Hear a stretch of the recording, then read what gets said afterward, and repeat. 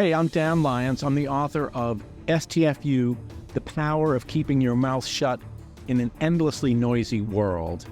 Today on the show, we're going to talk about the power of strategic silence and how great leaders are also great listeners, and how there's something more important than content when you're listening, and that's context. We're going to talk about what that is, how to recognize it, and how to use it to solve problems. Stay tuned. Welcome back to part 2 of our delicious conversation with Dan Lyons. Dan Lyons is a New York Times bestselling author, screenwriter, and a journalist. And his latest book is called STFU. It stands for Shut the F Up. The power of keeping your mouth shut in an endlessly noisy world. And in part 1 of the show, we talked about the value of being silent, and not just silence for silence sake, but how it makes for such a powerful strategic methodology, not only in negotiation, but in all relationships. Dan shared with us about the impact that it had on his personal life as well as on his professional life. And so if you didn't get a chance to hear part 1, feel free to just pause this, go back, listen to part 1. It's delicious. I promise you'll really enjoy it. And we're going to dive in a little bit deeper onto the subject because it is an important subject. Where do you see the skill of shutting up is most needed right now? Because everybody seems to be screaming for attention. Yeah, I know. It occurred to me, we have somehow found ourselves in this culture where we measure success by our ability to get attention. And so we try to get 1 million Twitter followers or 1,000 Twitter followers, or somehow have some impact on Twitter, or I don't know, just make noise. And I feel like especially social media is one place where we've been pulled in, and without realizing the fact that, these sites are designed to get you talking, to get you engaged, not just reading. And they've figured out that the best way to do that is to get you angry. And you start to figure out that the best way to get attention and to get comments and stuff is to also be kind of an angry person, or provocative, or insult people, or get in arguments, or pick fights. And you come off of that. First of all, you get more and more pulled into it, but it comes back with you into your life. And I think it does. And this is not my original idea, but Anna Lemke at Stanford would say this becomes digital addiction, but it does terrible things to your body. You have this chronic cortisol kind of flowing through your body. It leads to heart disease and inflammation. And I look around, man, and I just look at the culture right now and how angry it is and how polarized it is. And it's, I used to say that, remember there was a time when you say, people will say things online that they would never say to your face, but now they say them to your face, and you see these Karen videos, and then they're entertaining to a point. But I do read Twitter sometimes. I saw a guy yesterday post a thing saying, I don't know what it is, but something's happened to our culture and it's crept up around us. And I don't know, there's all this anger, blah, blah, blah. And I was like, but what is it? And I was like, dude, it is staring you in the face. Mm-hmm. That thing you're holding in your hand, which arrived 15 years ago with the iPhone. In 15 years, these apps have been built on it, and it's made us, I think, crazy at a societal level. And I don't, the trick of it is, so with talking or over tweeting, you can be a talkaholic. I think I am. And it's akin to alcoholism. Only the thing is, with alcoholism, you can just, not easy, but people train themselves not to drink. They develop a discipline not to drink. Same with drugs. But with talking, you can't just never talk again for the rest of your life. Or with social media, there are good parts of social media. You're not just going to never use it again. So it's hard to use it in moderation. And yet that's the challenge we face. But how do you confront that in the book and as guidance for people who are saying, it's like I can give up that, but I can't give up talking. I can't go on. I mean, of course, you can go on a Vipassana. I've done many of them where you do a silent retreat. Yes, I've done many of them. I've done 1 days, I've done 4 days, and I've done 10 days. And they're wonderful. And they're a great way to drive yourself insane if you're somebody who chats a lot. And I learned that about myself, was how much more I speak. And then the first one I went on was very difficult. And the second one I went on was much easier. And the third I went on, I thought I was going mad, because I realized, in the second one, which I found much easier, I was talking to myself. And in the third one, I was like, okay, I'm going to see if I can be silent internally as well as externally and catch that. And that was much more difficult. And that's what led me into meditating 4 hours a day back in the day, back in my 20s. But that's what it takes. It's a discipline. Did you start by doing the 1 day, then the 4 day, and then the 10? So I did 1 day, I did a 4 day, I did 3 4 days, and then I did several 10 days. Man, when I first pitched this book, I had it in my proposal that, and my, the culmination of my journey is I'll go do a 10-day Vipassana, right? And then, I started working on the book. They bought the book. And I thought, there is no way I can do that. And then I thought, well, maybe a weekend. I heard about a friend of mine, her boss did a weekend one. And even that, I started thinking, I don't know, man. I don't think I could do it. And one of my outs was I thought, I'll slip into the woods, and I'll just talk to myself. I'll know, I just get it out for a while, then I'll go back and be able to, But I don't know how you do that. I really don't know how people do the 10-day one, especially. I've read about people having, psychological breaks, really having problems out there. Well, the interesting thing about it is you get to listen to your own noise. And that's extremely important, is to listen to your own noise, because you become consciously aware of it then. And this is why, this is a lot of the work that I do, is that in my private work with clients, is having them listen to their own noise, listen to the voice, listen to where all that noise is coming from, listen to why it's uncomfortable to be silent. What is it you might hear if you're silent? That's a very good question for people to ask themselves. What is it you might hear if you were silent? And not only with others, but with oneself. What might you hear if you were silent with yourself? Things will change dramatically when you hear that, because you may hear something profoundly beautiful, but you may also hear the shit that's in your head that tells you you're not valuable enough or not good enough. And then when you pause and hear that, then you can question it. But if you speak over it, you can't question it. And that's the problem with the noise, is if you speak over it, you can't question it. Once you learn to be silent, you go, wow, that shit's in my head. Is that true? It was true when I was 5. Was it true when I was 10? Well, is it still true at 50? I doubt it, right? So it's profound. Or it is true, but I'm the one perpetrating it.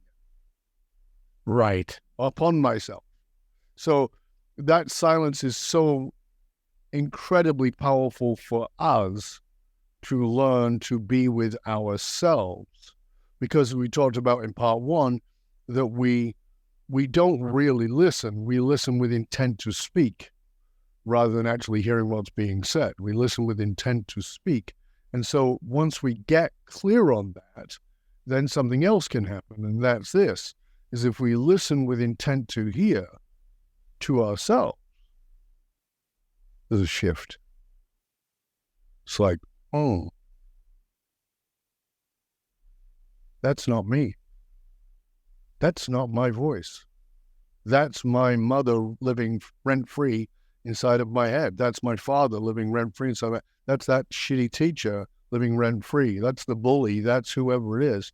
And it's like, I never question it because I'm so busy.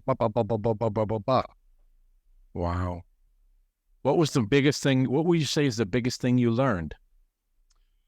The lies that I validated.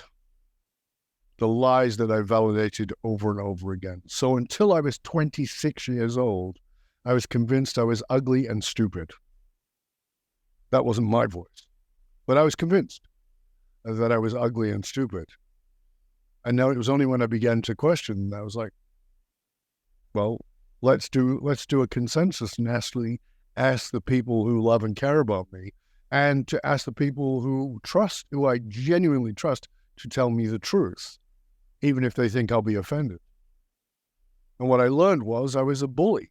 I learned that I was bullying over people rather than listening, because I was afraid of being wrong, because I was afraid of being stupid. So I'd never admit I didn't know. That's when curiosity became my religion. Kidding. Yeah, that's fascinating. Wow. And you got that from Vipassana or from meditation in general, do you think? No, those two were contributing factors. I got that from those things and a hell of a lot of internal work, a lot of great therapy. Yeah. But not passive therapy. So I became a Jungian therapist, but it was not passive therapy. There was no, tell me more. It was like, well, what is that? It was all these beautiful, deep and deeper and deeper and deeper questions that made me examine everything that I presumed was truth. See, you can't question the lie if you presume everything's truth. And you can't not presume everything's truth if you don't shut up long enough to listen. Yeah. I find myself very often having situations where afterwards I think, why did I respond that way? What trigger was that situation or that person pushing? And it's, because I regret the way I acted, and I realize like, I would have been much smarter, usually, almost always, to have said nothing, smiled, listened, and then said, okay, I'll think about this and get back. But I sometimes will just lose it. And then I'm like, why did I lose it? It wasn't necessarily that person, because other people, my sister, for example, who's a very savvy management consultant, very cool, she could own this. She would just own these people. You know what I mean? Afterwards, I'll tell her, and she's like, no, here's what you should have done, and here's what to do next time. But I wonder, it has nothing to do with that person.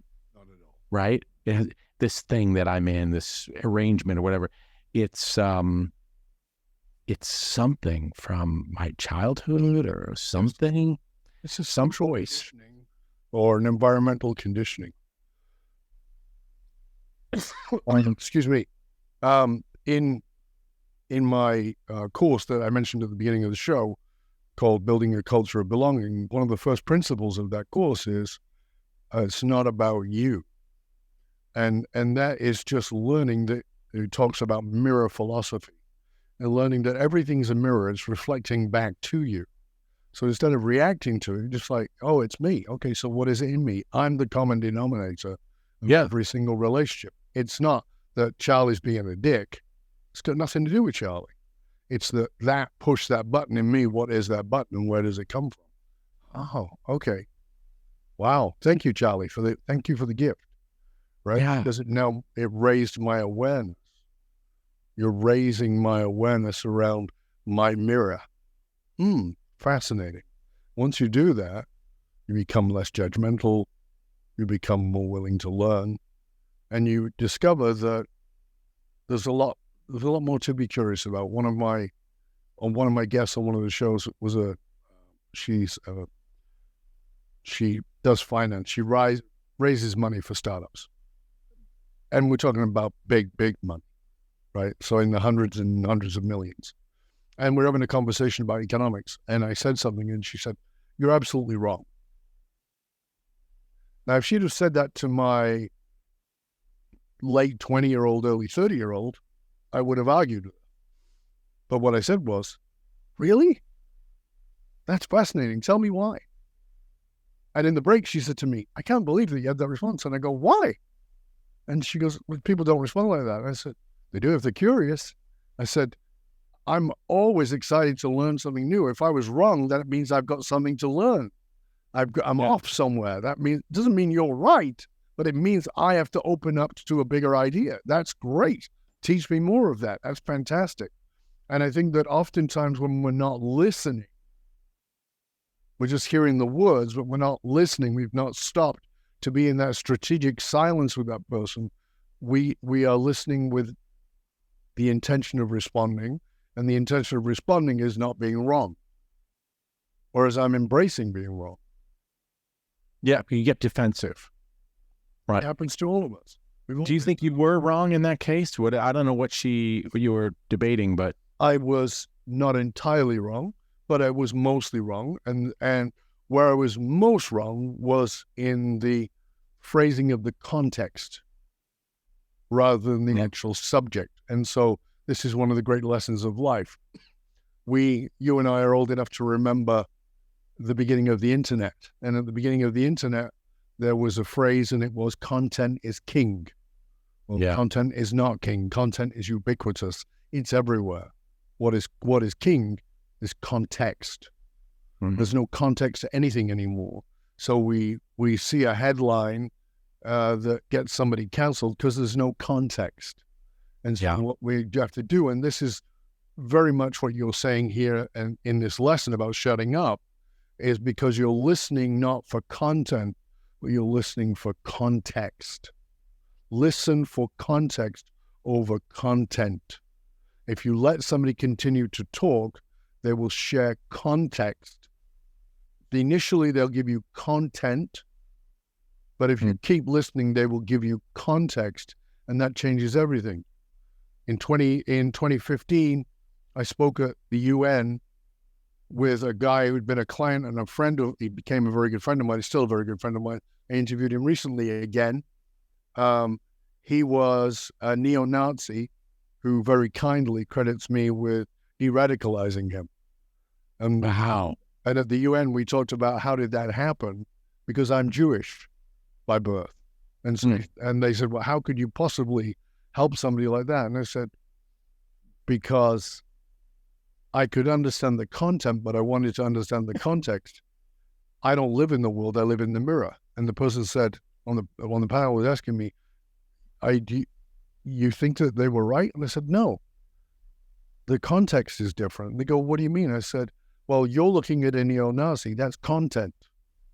I was looking at context. Here was a young man who was bright, super intelligent, articulate, and needed his voice to be heard. I can remember being that young man. He went down one road, I went down another. Shift the context, and the content is different. So as a result, now he travels around the world, speaks more than I do, as more speaking gigs than I do, travels around the world speaking in synagogues and Holocaust museums. They made a movie about him and his return to Auschwitz about, understanding the power of understanding that context. And now he helps people de-radicalize. So we've got to listen to get context. Right. What is that guy's name? I want to read more about him. I'll give you all of his information. Okay. It's Tony McAleer, and I'll give you his information after we finish. And for those of you who are listening and haven't heard that, Tony's been interviewed by me a couple of times, but I recently interviewed him with Montel Williams, who you may remember from the Montel show. Yeah. I interviewed him because he was on Montel's show twice, and Montel walked off. It was the only show Montel walked off because he was dealing with a neo-Nazi who was condemning him. And I brought them back together very recently on a show on this podcast, and showed how aligned they are and what how we're all three of us are in one of the same groups and helping people to de-radicalize. Wow, that's incredible! What a great story. So listening is powerful, but it's not just silence. Listening with the intent to hear. Not just the content, but the context. That's a great way of putting it. Yeah. Yeah. And when you have that context, then you can say you can have empathy, I suppose. And then you can start. The only way. So listening to Tony tell me the story of how he's a neo-Nazi, he's telling me this story and he's in my office and he's looking at the floor, looking at like the answers are in the pile of the rug, right? And he looks up at me. He's deeply shameful as he's telling me, but those beliefs were still in his head. And he looks up at me, and I've got a Cheshire cat grin. And he gets mad. He's like, "What are you laughing at?" And I said, "You do know I'm a Jew, right?" And he goes, "Fucking irony." Of course. Because that's just the content, not the context. Listening to hear the human being. Yeah, but was it hard to listen to him? It must have been. No. It wasn't. Wasn't at all. Because I wasn't listening to the content. I was listening for the context. Who is this person telling this story? That's why I wrote the emotional source code on Vladimir Putin. I wrote an emotional source code on Donald Trump. I wrote one on the United States of America. I wrote one on England. Because without the context, it's easy to see something as the content. You don't understand what it is. So we very quickly judge and label without seeing the depth of something and understanding what's driving it. Once you understand that, you step away from all the nonsense and you go, okay, I can see what that is. So, for instance, a very good friend of mine is a hardcore Trump follower, right? And that doesn't resonate with me. But my friends will say to me, how can you be friends with this person? Because the context of why he's a Trump supporter, I fully agree with. I fully agree with the context. The content is this human being who I think is a con man. That's my judgment. But the context is that he was bringing about some things that my friend really wanted. Okay, I can have no problem with that. Right? So yeah. It allows us to see things in a different way. So I have friends who are atheists, who are Catholics, who are Christians, who are Jews, who are Muslims, who are Hindus, who are Republicans, who are Democrats. It doesn't matter. It's irrelevant. What's relevant is what's the context. Because then I can step away from all that judgment. And as a leader, we have to sit there and go to context. And we so quickly go to content. So quickly. We want to go to content rather than, as you prescribe, being silent and listening. Because your daughter's content was poetry and I'm going to fail. But the context was vastly different, as you described in part one. The context was vastly different. It was standing on the brink of adult life and feeling like I'm going to fail as an adult, not I'm going to fail at poetry. You couldn't have found that out if you had not listened in silence for the context. I see. So that's essentially, okay, so I sort of understand, because I'm sitting here going, I don't quite get it, but now I get it. Okay, so I was sort of doing that. Okay. I mean, I've had conversations with people. So, for example, you mentioned Trump. My mother-in-law is an immigrant from Slovakia, left in '68 when the Soviets came in, lost everything, left everything behind. She and her husband, my father-in-law, and were not young, were not kids. They were in their 40s. They were both doctors, and started over. He had to learn English and had to pass, exams and become practicing doctors here. And it's a lot.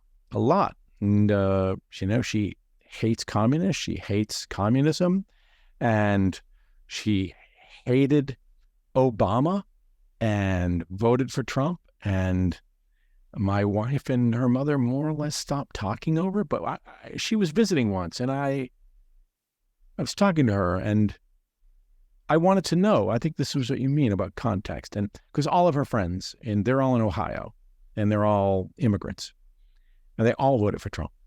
Mm-hmm. And I said, well, and she would get very defensive because she knew, she's in Boston, everybody's, the liberals. But she'd get her back up about it. But it tried to be like I said, no, let's not, I didn't vote for you, did, it's fine. But I'd really like to know, why? What were you thinking? What is it, about that? What went into that decision? And she said, well, you don't know what it's like out in Cleveland. Our house prices have gone down by 30% and et cetera, and we ruined this hospital. And, It's went on, and it came out that a lot of the decision wasn't really about any specific policy. I said, so did he have an idea? There was some idea that he said, something he's going to do is going to make your house price go back up. No, it wasn't that. But it was feeling. It was just a feeling. And to your point, I came to realize, the feeling was, I lost everything 30 years ago, or 30, 40 years ago, like everything. And all of my friends the same. And someone who were well-to-do, we got fucking destroyed by communists. Yep. Right? Absolutely destroyed. And I don't like anything that goes anywhere near that. And I'd rather have a right-wing strongman, blah, blah, blah.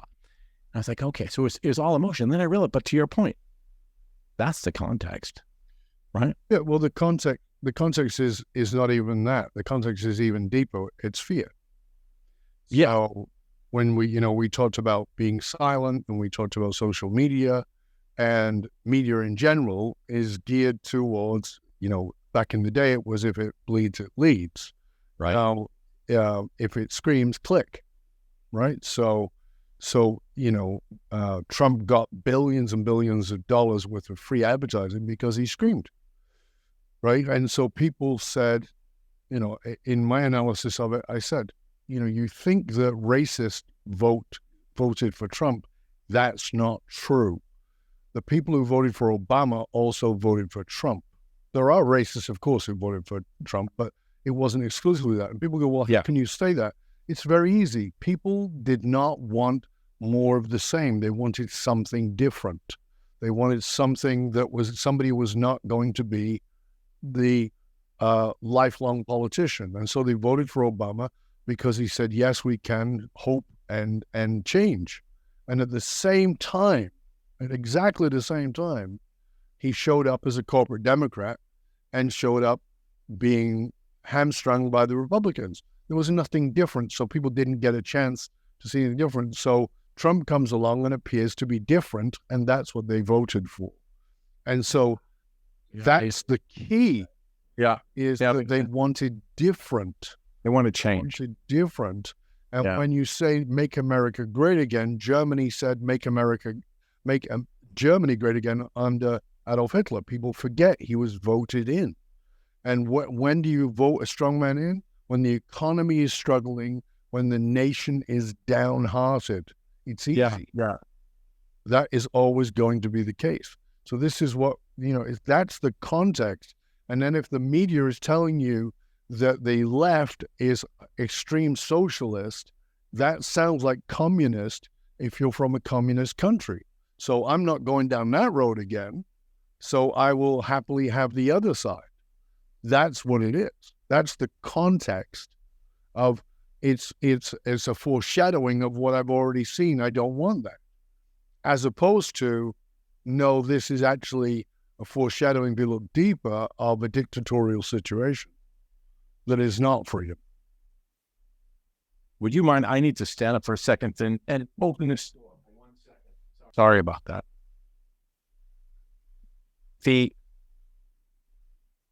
So that's how dictators come to power. Mm-hmm. It's context of these people who are voting for them. Well, those people come into power very simply because they tap into the emotional source code of the group. So the emotional source code of the group of America comes to a single word, and that is freedom. If you talk about how their freedom is threatened, you automatically are allied with them. And so that's exactly what Trump did, and did very well, right? And he made everything about they're trying to take our freedom away. And if you come from a country that was communist and you had no freedom, well, hell, now that source code is even deeper embedded in you because you moved to America to get freedom. And so now, yes, I mean, when I talk about this in the context of January the 6th and say, well, let's just look at these people. Were there 2,000 nutcases on the breaking into Congress? No. Were there nutters there? Of course there were, but there's nutters in every crowd. But most of the people there were sane people who were fighting for their freedom. They believed the rhetoric because somebody had tapped into the emotional source code for that individual. And as a result, now they're saying, well, now I've got a different way of thinking about it. So it's tapping into the emotional source code that will drive the emotion, because the person who controls the meaning controls the tribe. It's that simple. Control the meaning, you control the tribe. I'll give you a simple example. I had a client many years ago from China, grew up in China, lived in China till he was an adult, and moved to Canada. And I said to him, we're talking about source code. I said, let me ask you a question. He said, yeah. I said, handsome or ugly? And he goes, what do you mean? I said, I'm going to ask you this person's name. Tell me if they're handsome or ugly. And he goes, okay. I said, Chairman Mao. Mao Zedong. He goes, handsome. I said, go around and ask any white person, or even Chinese people who did not grow up in China, is Chairman Mao handsome? And come back next week. He did. And he goes, I don't understand. Why did I see him as handsome? That's the indoctrination. That's how it works. Right? Stalin set us free. No, he didn't. He murdered millions and millions of your own people. So it's the indoctrination that taps into the emotional source code that makes things work. And that's why Idi Amin, Pol Pot, Stalin, Bolsonaro in Brazil, Rodriguez in the Philippines, doesn't matter where it is. It's what's happening in Hungary. It's what's happening in Belarus. It's happening everywhere. It's because they're tapping into that emotional source code, and people have not grasped who they are.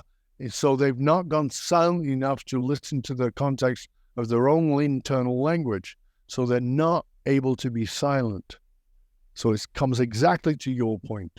They don't know how to be silent, so they can't be silent enough to hear their own thoughts. And if you can't hear your own thoughts, you actually can't hear anyone else in a meaningful way. And so that's why you just believe what this person's saying. It aligns with your emotional source code, and you'll just go with it. That's it. It's that simple. It's not complex. Well, countering it would be complex, right? I don't know. Would it? Does someone else need to tap into that? Like, how would you counter Trump? You have to tap into that same source code. Emotional source code, right? So emotional source code is a content that you can give different context to. He gives it the context of they're going to take away our freedom. What's happening, certainly on the left, is how Trump threatened the freedom of democracy. That's why people are, the liberals who would never have really supported indicting a president are now willing to do that. That's why. And I suppose there are arguments on the left that were about freedom, which is that, and that's probably so. The GOP wants to take away your freedom to have an abortion, to manage your own health care, to have control of your mechanism. That's a mechanism for America. So interesting. So each country has its own emotional source code. Each group has its own emotional source code, and each individual. My work that I do it politically with countries, but I also do it with organizations, whether that's a corporation or an organization. Find the emotional source code of that organization, find the emotional source code of the individuals, and how does it tie to the group or the organization they're part of. Once it doesn't tie, they have to go away. Hence, my friend Tony no longer being part of the neo-Nazi group, because it didn't align anymore. The content, sure, but the context was suddenly off. It was like, oh, you could hear the context. Okay, I get it. That must have really powerful implications for brand and marketing. It's exactly what it does, and that's why they bring me in, because it transforms the brand entirely. It transforms the perception of a brand entirely. And just on the other side of it, I can destroy a brand with it too. Not that I do that, but you can destroy a brand with it by countering that emotional source code. It's very... Really? It's just at an emotional level. You've got to get down that, because human beings are emotional first. We're not logical first. We are emotional first in everything we do. In the words of Antonio Damasio, who is a neuroscientist, he says, emotions are enmeshed in the neural network of reason. In Dove language, what that means is that Descartes was wrong. It's not I think, therefore I am. It's I feel, therefore I am. Oh, interesting. Wow. And with that, we're coming close to the end of part 2 of the show. That was awesome. So that people know more about where they can find out about you and about your book and all of those kinds of things. So please tell people where they can find out more about the book and how they can reach you and get in touch with you. Oh, yeah, great. Thank you. Well, I have a website, and it's danlyons.io, so DANLYONS.io. And I'm pretty active on LinkedIn, and there I am, Real Dan Lyons, but very easy to find. And I love connecting with people on LinkedIn. So, yeah, either way, I'm easy to email, easy to reach. Yeah. As I said, we'll make sure that all that is posted in the show notes, so that you'll be able to get a hold of Dan and find out more about his book, which is Shut the F Up, or STFU. It's a great title, and it's a really important subject for all of us. So I encourage you to read the book, find out the value of silence and how powerful it is. And remember, those who control the meaning for the tribe control the movement of that tribe. Whether you're a business or a political leader committed to positively shaping the landscape, you've got to tap into what drives human behavior. I'm Dov Baron. I show businesses, teams, and leaders how to harness their emotional source code to move their tribe, because unified actualized meaning is the monolithic difference between mediocrity and greatness in individuals and companies. I want to thank you for sharing this show with everybody you know. Till next time, stay curious, my friends. Stay curious about the power of silence, about how much you can learn about yourself and others by simply choosing not to speak, allowing yourself strategic silence. I'm Dov Baron. I'm here to assist you tapping into your deepest meaning to reach that next level of clarity, focus, purpose, and profit in your business, your life, and your leadership impact. And I am out.